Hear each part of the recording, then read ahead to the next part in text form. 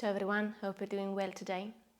We start in child pose by separating the knees wider than our hips to the sides of the mat if you are using a yoga mat. And then extend your arms to the front of the mat. The palms are facing down, forehead to the ground. You can keep your elbows fully extended. If you prefer, you can drop the elbows down on the floor and see what changes in your shoulders. Try to open up a bit your shoulders by pressing more on your pinky fingers, creating a bit of space in between your shoulders and your ears.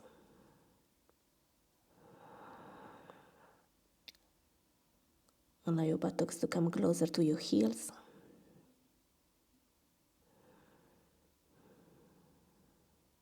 Allow the belly to relax just in between your thighs. Taking a few deeper breaths in here.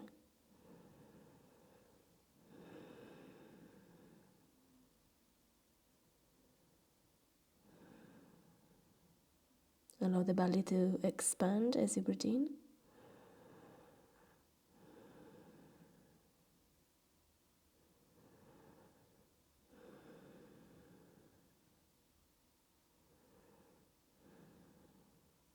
Allow the body to become heavier, coming closer to the mat.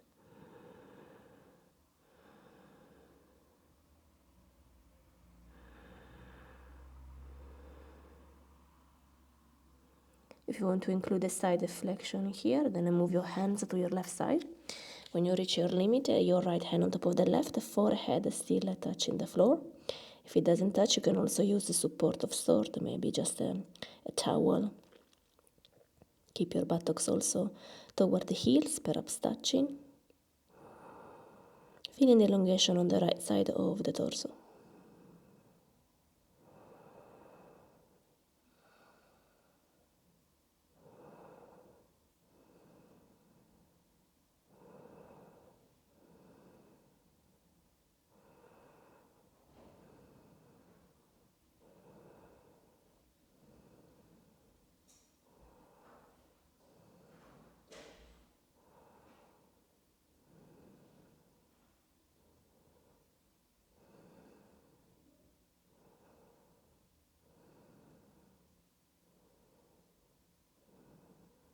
If you are side bending, then walk your hands back to the center and then all the way on the other side. When you reach your limit, left hand on top of the right, forehead to the ground. The arms are still extended if you can. Buttocks to your feet.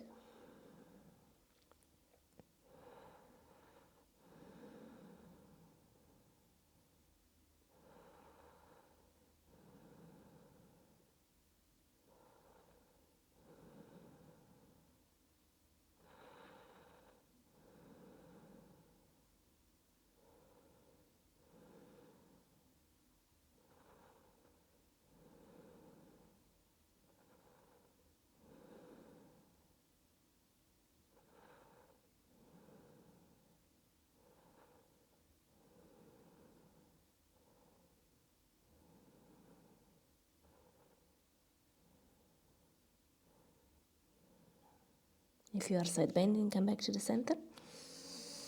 Press with your hands and come up, parallel your knees together. And then start walking your hands further forward. Keep your buttocks same line of your knees and then press back. Now, ideally the chest is down on the mat, but it might not touch and that's okay. Stay a bit higher. You can keep your arms extended here or take your elbows down on the floor, bend the elbows and take your hands together just behind your head. Keep the elbows pointing forward to the front of the mat, forehead on the ground for this variation. Keep on pushing down with your shoulders down and back.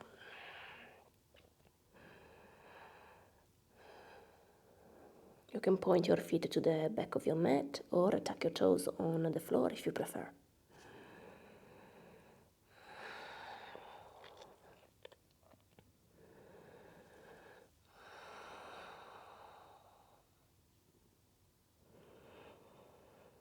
Keep your spine extending in this position.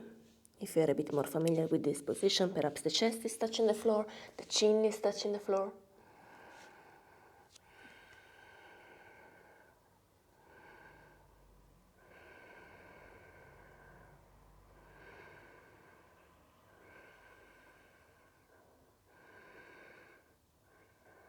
And then press, come up in a tabletop position, tuck your toes and extend your legs. Walking the feet toward the hands, feet parallel to each other, hips apart. Grab the opposite elbow and drop your gaze in between your legs. Keep your legs extended if you can, and a bit more your body weight to your toes so that the buttocks are on the same line of your knees and ankles. Try to release your back here. You can even slightly round your upper back. Release the shoulder blades, giving the gravity force so that it helps you to release the shoulders down, the arms down toward the mat. Release also your neck. You can also just undulate your neck, like saying a yes and no just a few times. Allowing the whole posterior chain of your body to elongate here. You can also gently swing your torso right to right, right to left if you prefer. Or simply stay still. Try to lengthen the duration of your breath. And see if you can keep the inhalations and the exhalation the same duration.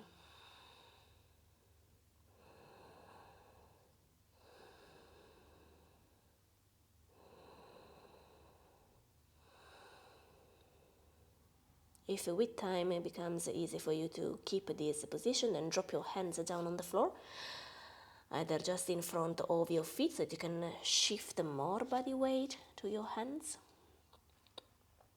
or keep the feet slightly closer together but still not touching, and then walk your hands backward just outside your feet.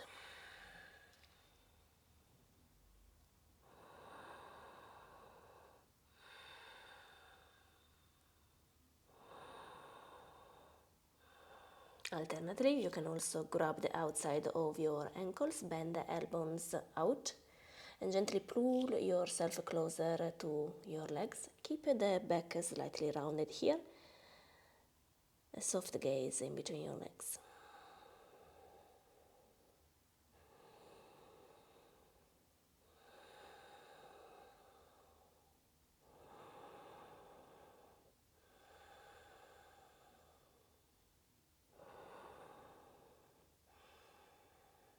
We go into a squat, so release your hands on the floor and separate your feet wider than your hips. You can point your toes slightly out and the knees will follow that direction. Squat all the way down. If the heels don't touch the floor, no problem. You might have to use your hands to the front to support you in this case. Another option is to stack something under your heels. So perhaps you have a long towel, you can roll your towel and then position both heels resting on the towel and give the body back. So you shift a bit of your body backward to your buttocks, almost like you want to sit. You can also keep your hands together, whether in Namaste like Yogi do, or just make a fist. This might help you so that you can use your upper arms pressing out and opening the hips out. Usually in yoga what we suggest to do is actually that with your upper arms you press out, but with your inner knees you press in. In this way you can allow yourself to elongate a bit more your spine. The aim is to take the tailbone closer to the floor, so down and forward, the crown of the head upward to the ceiling, and in this way keep your spine a bit more straight. Another option to help you out in transitioning toward a deeper squat is to use some support like blocks, yoga blocks or Pilates blocks, and placing them under your buttocks and sit on top of them. The more you practice squatting down every day, the more easy and comfortable it becomes. Our hips are actually made for being able to squat. As you can see, many people living in Asia, they usually squat, whether they are eating, working, studying, and so forth. If you want to add a spinal twist to this position, then drop one hand down and the other arm straight up to the ceiling, looking up. You can use the arm and the hand that is down toward the floor to kind of pivot and help yourself into the twist.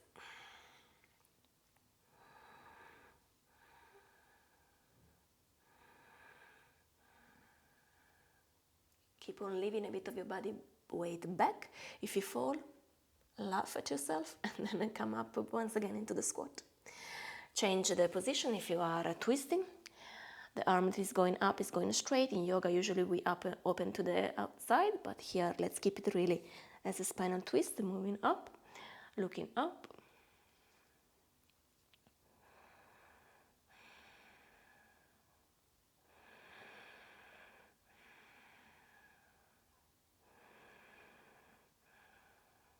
Let's come back to the center. Extend your legs, slowly coming up. Unfold your spine here and come to a standing position with your feet hips apart. For the quads stretching, catch your balance here by looking down on the floor, but allow the spine to be nice and straight. And then more of your body weight will be on the right leg, so you can bend the left one and take the ankle from the outside. If you feel like you are really rigid and stiff and the calf muscle, the quads muscles are complaining here, you can also use again the towel, or perhaps you have a strap or those elastic band and you can just wrap them around your ankle. And so if you are here, for instance, you can actually go to grab your foot, loop around the support that you have, towel or elastic band or strap, and then use the other ends on your hand to pull up your leg. Mindful when you do this movement, especially on your knee, the left one, if you're doing Western side. And if the struggle is in your balance, that also needs to be trained. It also has to do with your breathing and with the stillness of your mind. If you're struggling at the beginning and you can't actually do the stretching because of your balance is then I suggest you to just have a support, like a wall, a chair, something that you can rely on. Once the stretching feels okay for you, the knee is also responding good, then you can try to elevate your left foot closer to your butt cheek and take then the left knee at the same level of the right one. It will increase your stretching in the quads, but careful that you don't feel anything on the knee. The kneecap, the knee joint doesn't stretch. You can also take the left ankle with both hands if it's okay for you. In this way, if you start rolling the shoulder blades, taking the shoulder blades closer together and opening the chest, you also have a nice stretching on the pectoralis, a bit of a chest opener if you like. Try to keep the neck nice and long, just look to the front. Keep on breathing.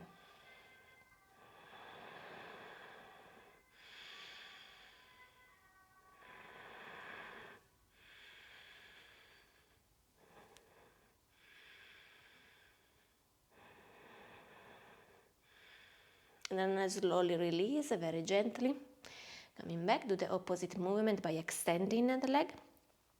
And then shake both legs for a moment. And then readjust and we go on the other side, body weight on the left leg, bending the right knee. See how it is on your right side. Perhaps here you need the props to help you out. Take a moment to adjust into the position. Don't go all the way to your limit.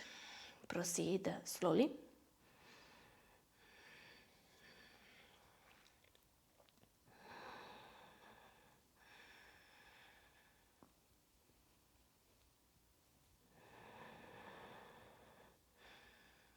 If you do this other variation with the right knee closer to the left one and opening the chest, you will be a bit in a back bend, spinal extension. But you can also do the same position without the back bend if you prefer, especially if you are hinging in the lower back, which is never a good idea. A back bend should happen more in the thoracic spine, so opening the rib cage. So if you feel it here, then try to neutralize a bit more your spine. And it might be that you need to move the right knee further forward compared to the left one.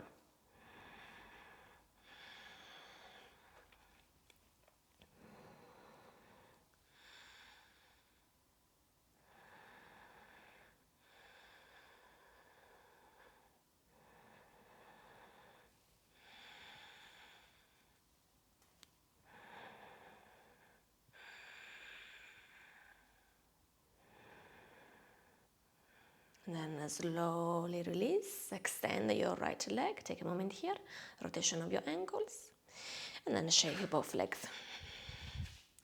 From this position, we take the position of the downward facing dog, so we step the feet back, hands on the floor.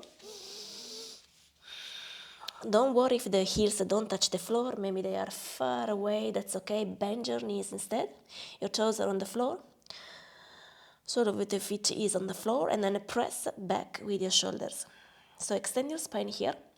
Your fingers are wider than not together, therefore. Your middle finger is facing the front of the mat if you're using the mat. And in this way, try to place more body weight to the pinky fingers, rotating the elbows up, the inside of your elbows up. So you want to open up a bit the shoulders once again to create that space in between your shoulders and your ears. So you should have enough mobility for the neck to actually swing or even do circles here. There should be no compression in the shoulders whatsoever. So especially for those who are really pushing instead of just pulling and pushing with the arms, very careful to your shoulders here. Make sure the tailbone is facing up. So maybe wiggle your hips. Once again, it depends on the mobility on your hips. So you might feel really stiff in there, almost stuck into the pelvis, and that's okay. It might take a bit of time to develop that mobility.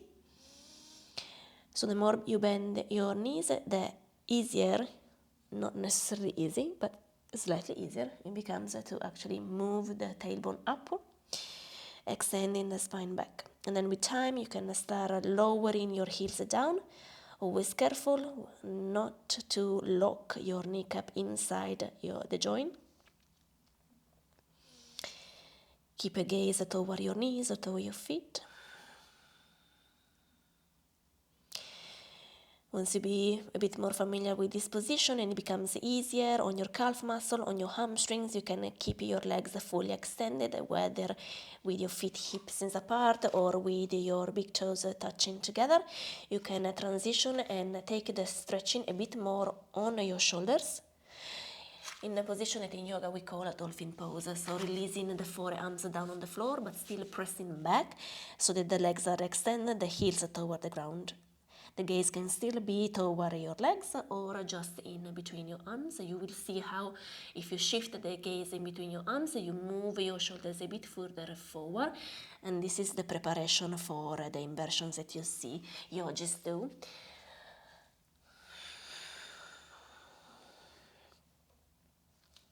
Allow a couple of breaths more in our facing dog.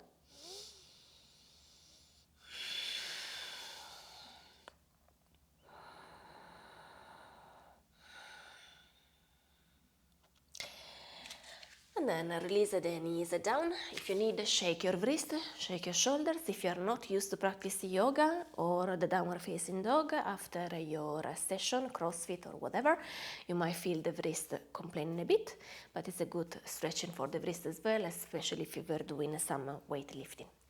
Step your right foot to the front.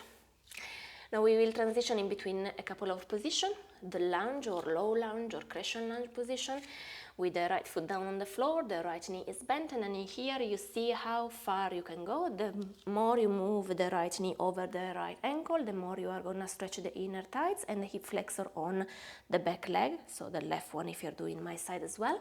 If you're struggling with the hands and not really touching the floor, then I use once again some support blocks and such under your hands.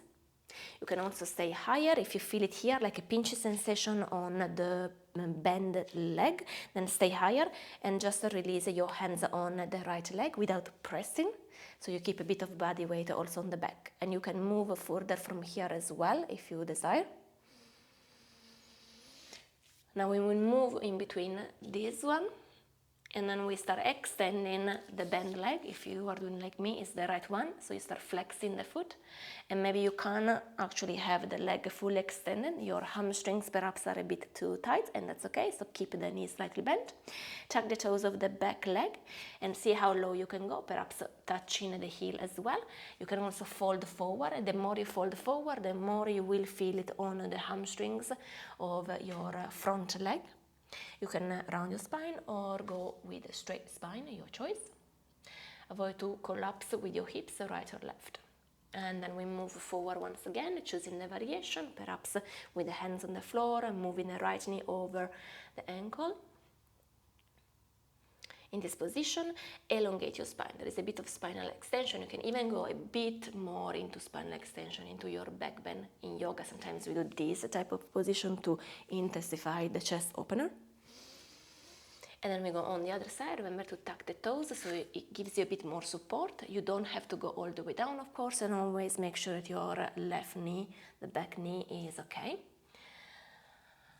Take a moment here. If you don't use the shoes in particular, so you're doing this position like me, you're also stretching a bit your toes on the back foot.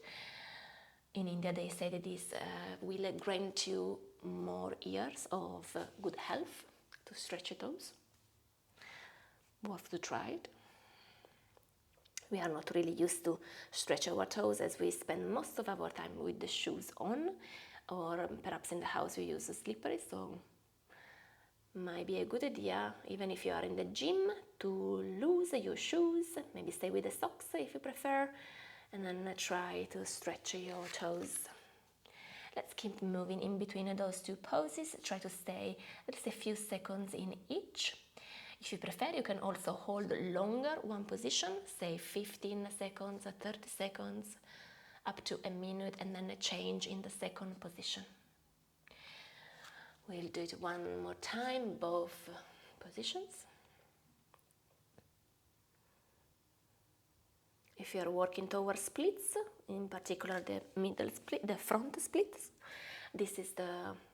those two positions are definitely the way to go, because you target both the hamstrings and the hip flexor to help you out then in your front split.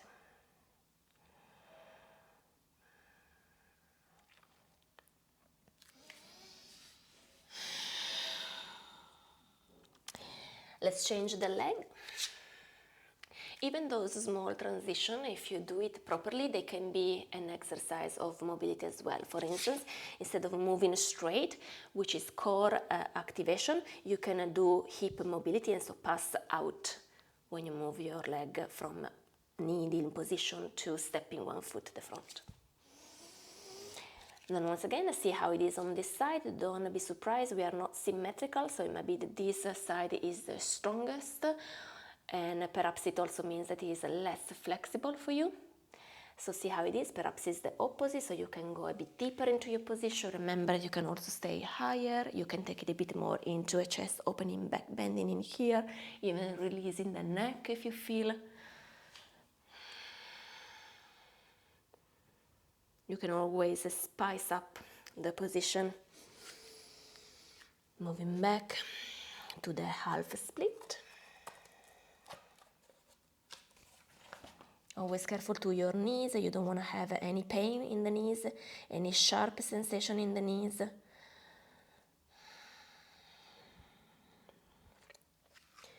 Let's keep moving in between the poses, or maybe hold if you are choosing to hold a bit longer, one at a time. I find this combination in between, staying just a few seconds, very nice after working out. While I usually stay longer when I'm practicing yoga, so longer in each side, in each position, and then transitioning further into, for instance, in this case, I would do a front split.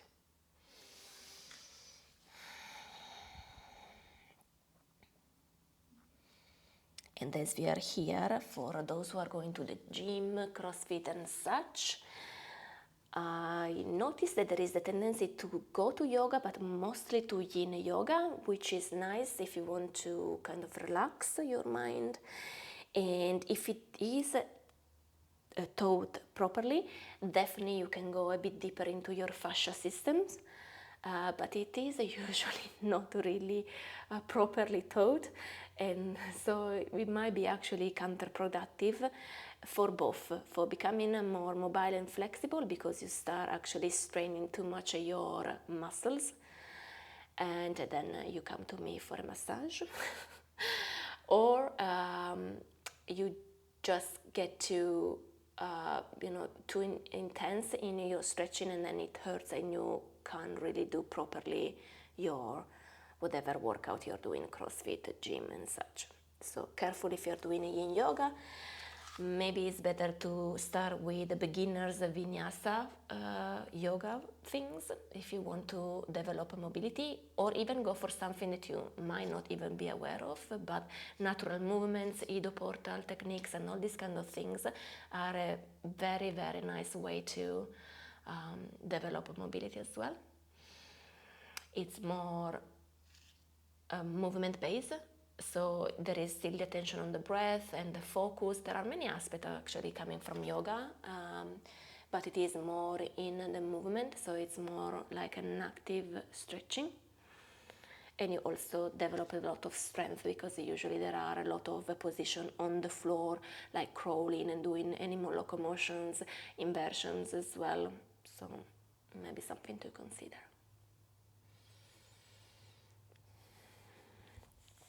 Let's do one more.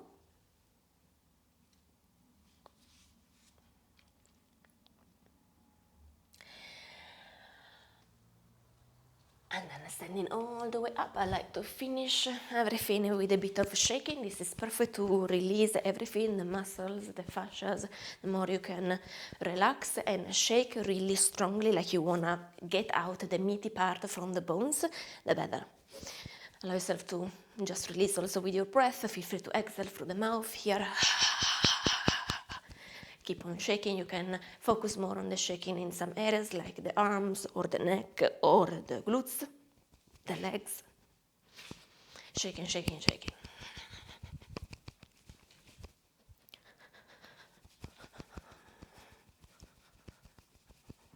I know that if you're doing this in the gym, people might look a bit weird. Doesn't matter. Invite them to join you. Put some tribal music and do it for a few minutes. All right. I'll take a few deeper breaths here. Inhale, arms reach up. Exhale down. Inhale up. Exhale down. One more time, inhale up. Exhale down. And start coming up. Thank you so much for joining me today. Take care of yourself. I'll see you next time. Ciao.